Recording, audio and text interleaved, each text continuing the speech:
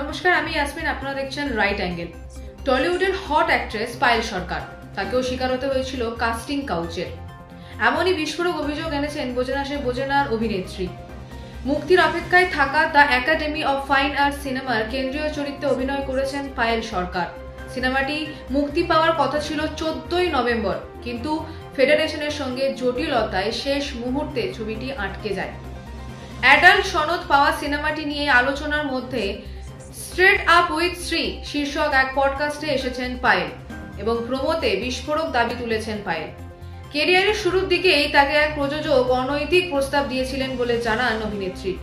প্রোমোতে পায়েল বলেন, আমাদের ইন্ডাস্ট্রির একজন প্রযোজক আমার কাছে নির্দিষ্ট কিছু সুবিধা দাবি করেছিলেন, সেটা হলো যৌন সুবিধা, এবং তাকে সরাসরি রাত কাটানোর প্রস্তাব দেওয়া হয়েছিল।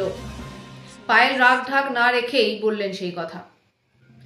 এরপর পায়েল বলেন, উনি সোশ্যাল মিডিয়ায় আমাকে নিয়ে খারাপ কথা লিখেছিলেন, আমার ছবিতে ক্রস দিয়ে ভুলভাল লিখছিলেন, বেসিক্যালি পুরো সাইকো হয়ে গিয়েছিলেন। তারপর আমি কামব্যাক করলাম। এরপর প্রেম আমার হলো, লে ছক্কা হলো। মনে আছে এখনো যে 1 বছরের ব্যবধানে 2টি ছবি শুটিং করেছিলাম। একসময় টলিউডের কমার্শিয়াল ছবির পরিচিত মুখ ছিলেন পায়েল সরকার। দেবের সঙ্গে তার জুটি blockbuster hit. I love you, Le Chhakka, প্রেম আমার মতো মেগা হিট ছবি রয়েছে পায়েল সরকারের ঝুলিতে। পায়েল বলেন, আমাদের সমাজে এখনো মেয়েদের না বলাটাকে সম্মান করতে পারে না পুরুষ।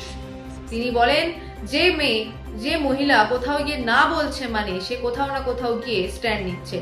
আমাদের এখানে না মেয়েদের না বলাটাকে পুরুষরা ইগোতে নিয়ে নেয়, সেটা ইন্ডাস্ট্রির অন্দরের লোক হোক অথবা বাইরের।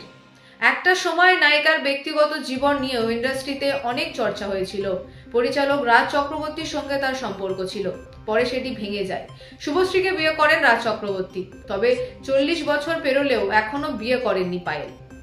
এরকম যৌন সুবিধার শিকার হয়তো আরো অনেক অভিনেত্রী হয়েছিলেন কখনো না কোথাও।